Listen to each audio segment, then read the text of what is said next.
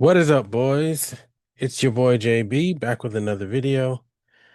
We're switching it up this time. You're actually getting a 2-for-1 gameplay video. End up having two guys quit out before we could finish, but the two games together basically equal a full game.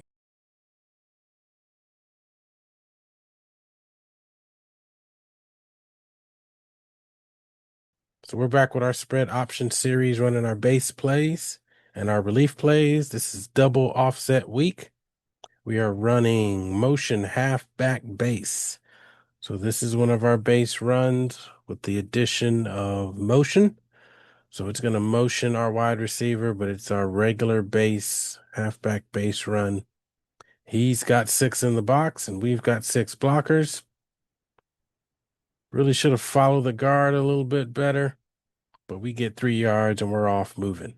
Now we're running the companion pass to that. So this is motion over, PA over. So this wide receiver is going to come over in motion just like he did in halfback base, but we're running a pass play. And we really could have hit that over route or the zig, hit that zig route and got it out moving.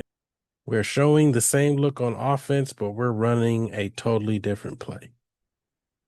Here we are in double flex, running read option. So we're outnumbered in the box. As you can see, he's got a lot of men in the box. So we actually check this to our flanker screen, perimeter screen, one of our relief plays we'll get into with screens.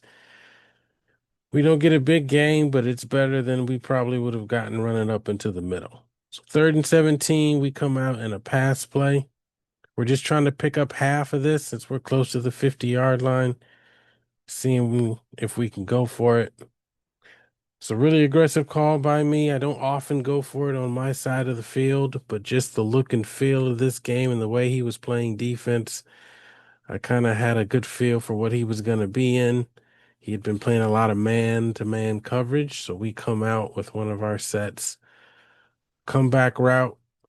He is in man, but our wide receiver is wide open, so now we can get back to running our base formations. So I'm going to pause it here. We came out on 1st down, which you don't get to see in this video, but we got sacked. So he came out in a blitz package and sacked us, put us in 2nd and 13, and so came out in halfback screen call. And when we come back out, what we see is he's not in a blitz. So he's got a 5-man look, but he could potentially be bringing one of these two nickels. But he's not coming up the middle. So the halfback screen doesn't really make sense anymore. So we end up checking this to our RPO read bubble. And look at that. He brings a safety down into the box now. So now what we're doing is we're going 5-on-6. And so because we have this read, we can get back to playing 6-on-6 because no matter what this defensive end does, either our quarterback's going to keep it and get around the edge, or he stays home and now we can play 5-on-5 in the box. And we have the added benefit if he were to blitz this nickel and crash this defensive end down, we could throw this nickel out here. This gives us really a double relief built into one. We can relieve the box with this read option, and we can relieve our quarterback with this bubble screen. So we're reading that defensive end, seeing what he does. In this case, he stays home. So we cut it up inside, and we get a good run. We make it 3rd and 5. 3rd and 5, we come out in RPO read flat. He's got 6 in the box, right? So we want to stick with our relief plays. We really haven't run many of our base plays because we picked up yardage on one of those first ones, and he immediately put extra guys in the box. So we come out with RPO read flat. And his user really chases this flat, which I didn't love. And so I kept it with the quarterback, end up getting tackled, but that's okay. Even though it's 4th down, we're in field goal range. I have no problem kicking field goals. I'd much rather kick a field goal than potentially throw an interception.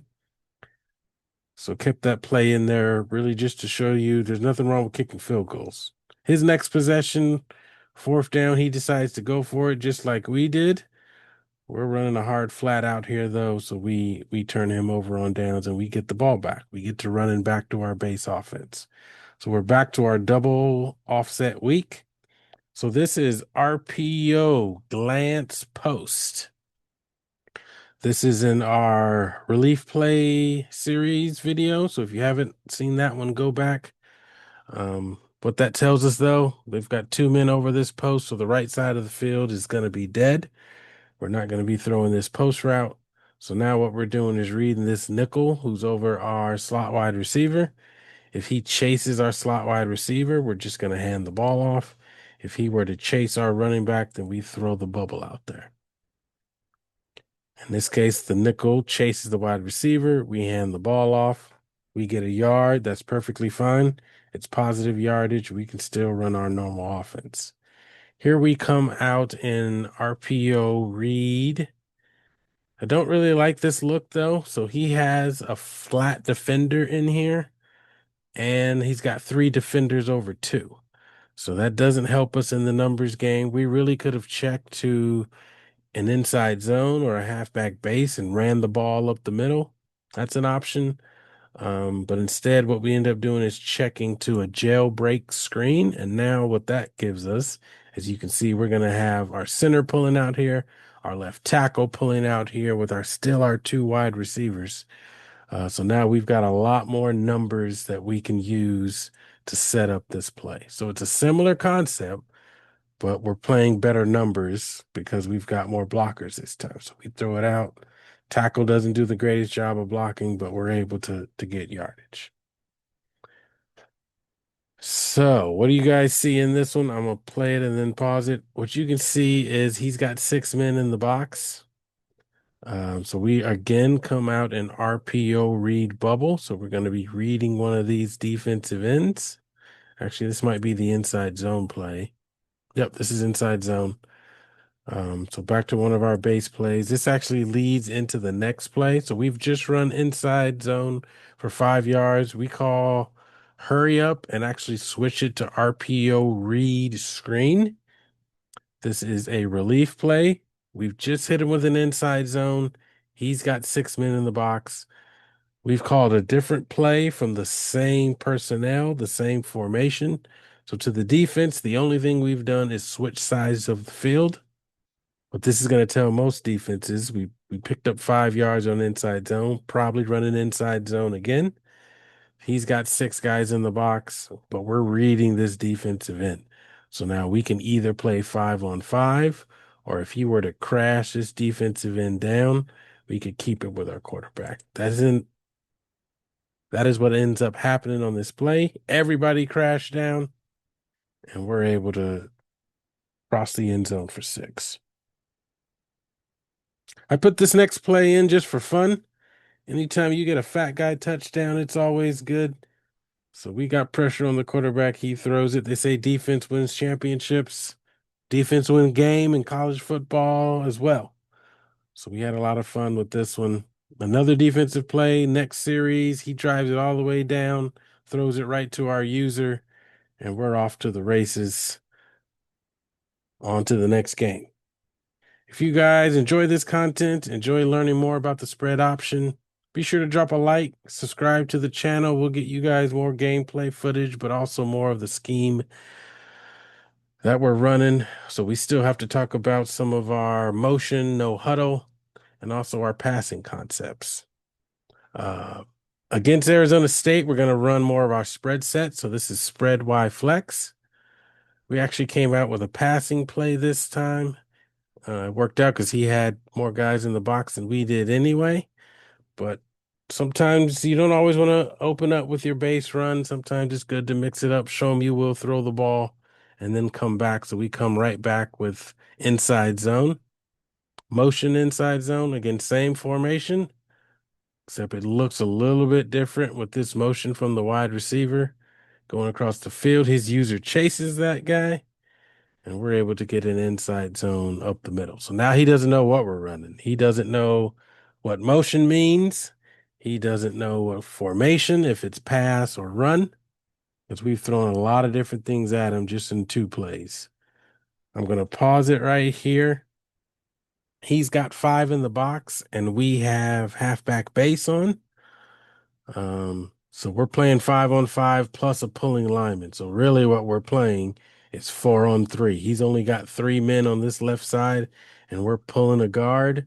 As long as our defense takes care of this nose tackle, we should have a good run right here. He users, chases, runs straight into our guard, and we're able to get 5 yards. We're going to stick in 2x2. Let's see what we call here. So we come out and screen. Had a feeling. So we had been hitting him inside for yardage, and most defenses adjust. So we talked about that, right? You got to anticipate what the adjustment for the defense is going to be and then have an answer for it. So we've hit him for multiple runs. I think we hit him for 9 yards on that inside zone earlier, and now we just hit him with halfback base for another run. And so most defenses are going to adjust and say, okay, we're not letting you run this ball anymore, which is what he does. So he presses, he goes zero blitz. He brings everybody close to the line of scrimmage and is blitzing everybody. And we have a halfback screen. He even brings his safety down. That gives us a halfback screen. We get good blocking, and our running back escapes down the middle of the field for a touchdown. Again, that's just anticipating what we've called on him. So we stop him. I think he had a turnover on downs. We get the ball back. We come out first in a passing concept. But what we notice is what? He's got 5 in the box, 2 deep safeties. So we're outnumbering him in the box, but he could still blitz one of these safeties, right? We don't know what these safeties are doing. They could come and make it a 6-on-6. So we're running our read screen, where we're going to still read this defensive end, but have a bubble. So always try to have answers for what the defense is doing. We have a light box. We think we can run into this, but we're not sure of what this defense is doing. So we want to read still this defensive end and have an answer if he were to do something funky. In this case, it stayed pretty vanilla. Not a great animation. Tried handing the ball off there and it didn't let me. Here we come with a passing play, roll out, didn't like any of the options. So escape with our quarterback. We're able to pick up the first down. And now we come back. So didn't really like the look on that down. So we switched sides of the field. And we are running what looks like read option, but look what our read key is. Our read key is all the way out on one of those wide receivers. So that's not helping our box at all. We're not providing relief to the box at all, just based on where the read key is. So what we end up doing is audibling this to our inside zone. Again, this is a key point I reiterated at the last video, but don't get away from your base. Don't just fall in love with these relief plays. Sometimes you got to come back to your base. So he's got 2 deep safeties, 5 in the box with a potential 6, but it doesn't look like this guy is blitzing. We can play 5-on-5 in the box. So we hand this ball off, make a cut, and quickly score to go up 14-0. He drives the ball down the field. I left this play in to show you guys how he picked up his points. Nice comeback route by him. And now we got a ball game. So now we're back to playing offense. So this is again RPO glance post. And now look at what we've got. We looked at this one a little bit earlier, and there were 2 defenders over our post route. Now when we look at this, we've got a much more favorable opportunity to throw this post route. So we've got a corner who's pressed or at least close to our wide receiver, and he's actually got outside leverage. So he's potentially giving up this post route. So really what we want to do here is read this safety with the read key over his head. We don't just want to snap it and throw it, even though this could be a potential touchdown. Always make sure we're reading that safety. If he drops back, we're going to stay disciplined and hand the ball off. If he chases, crashes down on the running back, then we can throw that post route.